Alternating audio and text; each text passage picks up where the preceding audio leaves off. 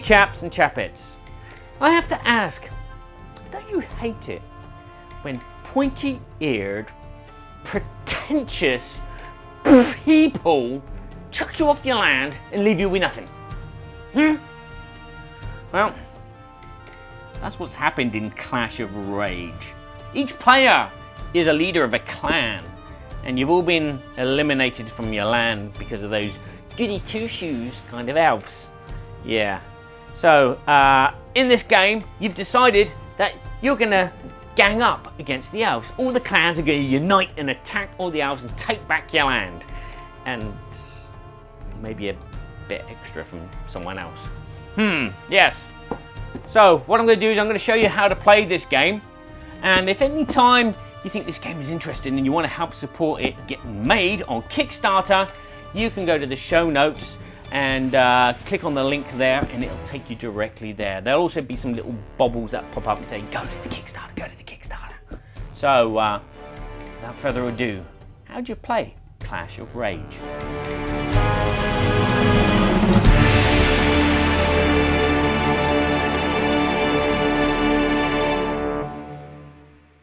So the first thing players are going to do is they're going to choose which clan they are in control of. They will take the player board of their clan and they will take the minis of that clan. Oh, these are not minis, are they? These are tokens. Do you know why?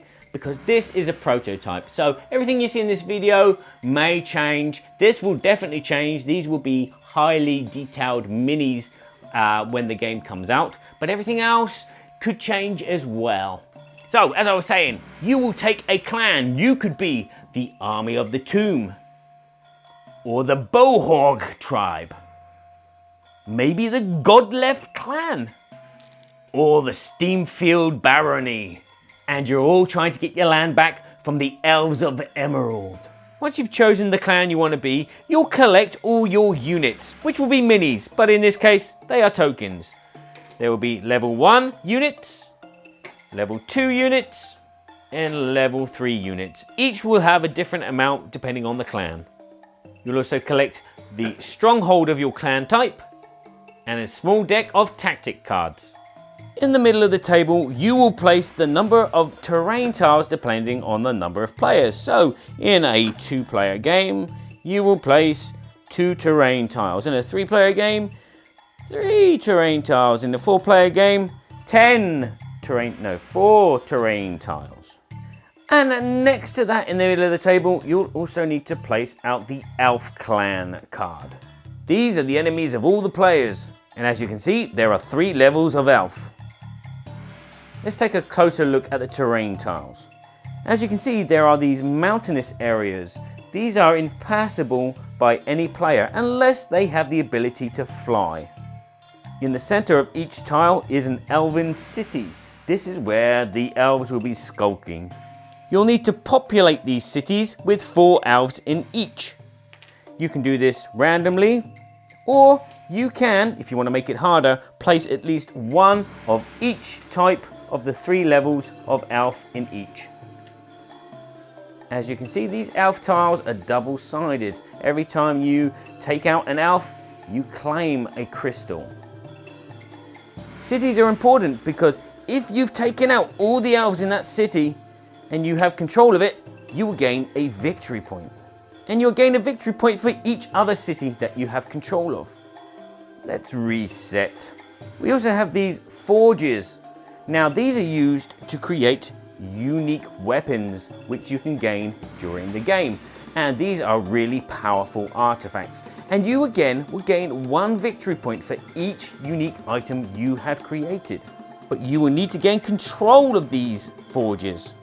Again, at the beginning of the game, there will be skulking elves, 2 in each forge location. And finally, each tile has a reinforcement space. Once in every round, if a player has control of one of these regions, they have the chance to gain an extra reinforcement free. Each color represents a different level of reinforcement that you will recruit. Level 1s, level 2s, and level 3s. Also near the center of the table, you're going to need to construct a black market with these equipment cards. These equipment cards have weapons and armor. Now you'll place out 6 of these, and if at any time there is a double, you just place it on top. So you'll have 6 unique items of armor or equipment. Next to that, you'll place out 4 heroes, which you can also purchase during the course of the game. These heroes will come with minis, but as you can see at the moment, they just come with some tiles. You also need to place out your unique items, face hidden, a pile of money tokens, and any remaining elf tokens. Oh yeah, and the pièce de la résistance, the dice.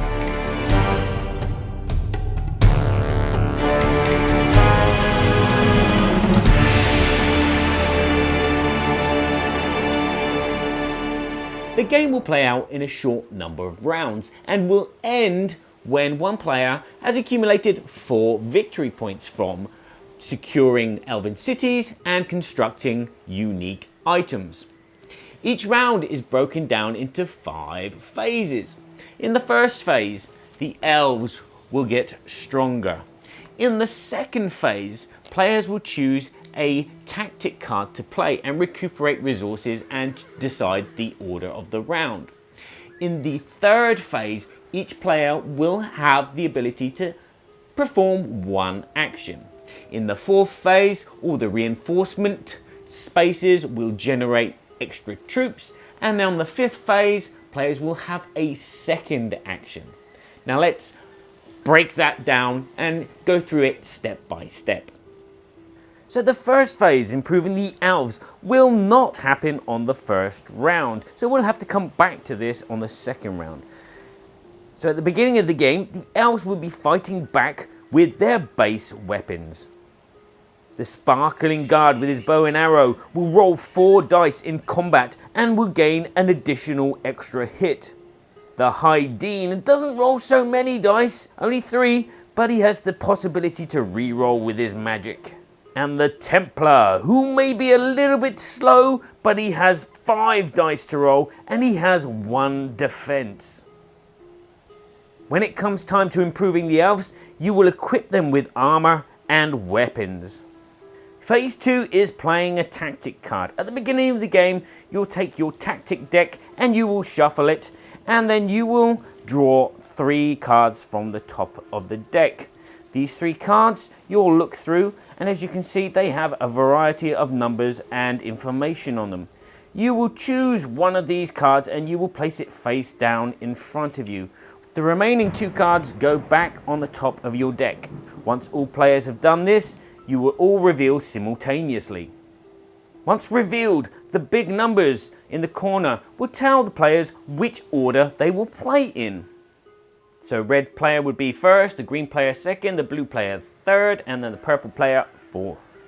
For the first round only, players will then place out their strongholds in the order of player order. So red would go first, and then green would go second, followed by blue, and followed by purple. Each card also has other information. So on here, it tells you that you can recruit 2 of your level 1 units and 2 of your level 3 units, whereas the purple player here recruits 4 of their level 2 units and 1 of their level 3 units. On the first round, any troops that you recruit will go directly into your stronghold. But on any round afterwards, if you have troops in another zone, you can deploy these troops however you see fit. Maybe split them up, put some here and put some there. There is also a monetary value which you'll collect from the pool of coins. As well as collecting money in this phase, you can also collect crystals. You will gain 3 crystals for each elven city you have control of at this part of the game. You simply collect these crystals from the reserve of elf tiles. In phase 3 and in phase 5, players get to choose to do 1 action. And the good thing is, there's only 2 actions that you can choose from. You can move all of your army units, or you can equip your army units by buying new armor or constructing new armor or even buying a hero. If you decide to move your armies, you can move them to the maximum of their capacity for each individual unit. So with the Boarhog tribe, the Pummelers can move 3 spaces, the Crag Riders can move 4 spaces, and the Executioners can move 3 spaces. You can move all these units individually or as a group. So if I was to take these Pummelers and this Executioner for a walk, they move 1 space to there, and they want to go 2 spaces to there, they would have to end their movement because they've had an encounter with another tribe. If you wish to continue moving, you can do the flanking, which means that you'd have to leave the same amount of troops in the space as your opponent. So in this case, if I left these 3, this guy can carry on going up here, or down to here, or over here, or retreat back. But these 3 would have to stay in this space with those 3.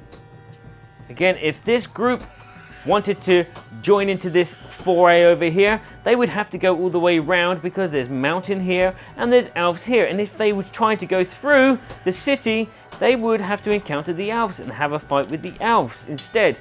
But if you want to get here, you have to go 1, 2, 3, as long as they've got the right amount of movement to have an encounter. You can split up your groups and send them off to do different things, different actions, or you can regroup your groups of armies and send them wherever you want, as long as you abide by the rules of movement for each individual unit. At the end of your turn, if there are any encounters, like this one here and this one here, you will resolve these in the order that you choose. So the Boarhog tribe have just moved into this zone and made an encounter with the Elves. The Elves will be controlled by the player to the right of the Boarhog tribe player. Now you might think this is an easy battle due to the fact that there are a bucket load of the Boarhog tribe. Look at all these Pummelers, there's 6 of them, and there's 2 Crag Riders and only 4 Elves. But it's not about the numbers in this game, it's about the strengths of the units. There are 2 types of abilities in the game. There are unique abilities and combined abilities. Unique abilities are in the grey box and the combined abilities are in white circles. So let's say, for example, this Executioner. There were 3 Executioners and they were in a fight. They roll 6 attack dice and they have 3 life points. Not too bad. But if they were with some Crag Riders as well, they would still roll 6 dice in an attack, but they also get this additional damage on top of whatever they roll. And then if they were all together, all 3 of these units were fighting together, you'd roll 6 dice for the Executioners because they're the strongest. You'd get an additional damage, but every time that you're attacked, you get an additional defense. Later on during the game, you're going to be powering up your creatures and they will have additional damage and an additional life points and additional, what's that? Let's find out. So for this encounter, the Boarhog tribe player is going to be the attacker, whereas the Elves are going to be the defender. And the first thing you're going to need to do is figure out initiative. Who is going to attack first? To do this, you look at your units that are in combat. So in case of the Boarhog tribe, there are the Pummelers and the Crag Riders. There are no Sandtimers, which means that they are not slow. Whereas with the Elves, there's the Sparkling Guards and a Templar. The Sandtimer means you are slow, so the Elves will not have the initiative. It will be the Boarhog tribe. But let's say that it wasn't the Elves that had a Templar, but they actually had a Hydean instead. This gives you equality in the initiative order, which means that the defense would always roll first. So the Elves are going to attack first. They will roll the amount of dice depending on their strongest character. So in this case, it's the Archers, the Sparkling Guard. They roll 4 combat dice. There we have 3 successes and 1 miss. The Hydean gives the player the ability to re-roll any failed dice. So we re-roll this and we still get a miss. So we got 3 damage that we can put onto our enemies. But the Sparkling Guard also has an extra power. They do an additional damage. So in this case, 4 damage are going to be dealt to the Bullhog tribe. Because we have the Pummelers that have a defense, you will eliminate 1 of those damage. So it goes back down to 3 damage. And the player controlling the Elves will choose how that damage is distributed. They could destroy 3 Pummelers, because each one of them has 1 life point, or they could destroy 1 Pummeler and 1 Crag Rider, because that equals 3 life points. So they decide to do that. And then it's the turn of the Bullhog tribe player. They will have the chance to run away if they wish. If they do so, they remove all of their units in the encounter and place them back into their stronghold. But they can continue to fight if they wish to. So again, you roll the amount of dice depending on your strongest unit. So in this case, the Crag Riders roll 4 dice. We have 4 hits. We get an additional hit from the Crag Rider, which gives us a total of 5. The Elf's strength is 3, so we can only kill 1 of them, and we decide to take out the Hiding, which removes the ability for that player to re-roll. And when you eliminate an Elf, you get to take the token because it is a crystal. These crystals are used in the forges to make your unique items. Then we go back to the Elves. Now the Elves will never retreat from a battle. They will always stay in their place and fight their ground. So we take our 4 dice and we roll. We get 3 damage. We don't get any re-rolls. We get a +1 from the Sparkling Guard's ability. But then we lose 1 because the Pummelers are still on the case and they've got a shield. So it's back to 3. The player controlling the Elf decides to do the same again by removing 1 Pummeler and 1 Crag Rider. The Bullhog player can then decide to retreat again or continue attacking. So we're going to continue to attack. We have 3 dice this time because the Pummelers only have 3 in attack, and we get 3 damage. And let's just say, for example, that they missed entirely. Whenever you attack and you cannot eliminate an opponent's unit, you will take 1 of these rage tokens. This rage token can be used as a +1 to your next attack. But if you go into a different encounter, you won't be able to use it, because at the end of this encounter, this goes back into the pile in the middle of the table. The combat will continue until there is only 1 remaining unit in the zone. So let's say that the Pummelers retreated, and then you resolve the next encounter. If there are no more encounters to resolve, you move to the next player. The other action you can do if you don't wish to move your armies is you can equip them and make them stronger. You can spend your money on the black market and buy armors and weapons. You can look out for heroes and pick them up for a small price. Or you can go and construct the unique weapons if you have a forge and some gems. Or you could just move your armor around and your equipment around and give it to different members of your unit. When you buy an item from the black market, you will pay the cost in money, like so, as marked on the card, and you will equip it to one of your units. Each unit can hold either a weapon or equip some armor. If you wish, you can swap armor and weapons around between your 3 units. If all your units are filled to capacity, any cards that you wish to discard, you just place to the side of your character sheet. After you've purchased, you will take another card from the black market and add it to the space. If it's a card which is already out, or a weapon that's already out, like this blunderbuss, you just place it on top like before. And you keep drawing until you have 6 different items. You may wish to recruit a hero. To do so, you pay the cost marked on the card, so this is 6 gold and 1 crystal. And then you get to take that character card and their mini. Woohoo! You then add your hero to the board by either placing them directly in your stronghold or adding them to a terrain where you have control. These heroes are unique and not counted as units. You cannot use them for flanking. They will not stay behind while other units carry on walking. They will always be independent. Although in battle, they will lend their powers of support to you.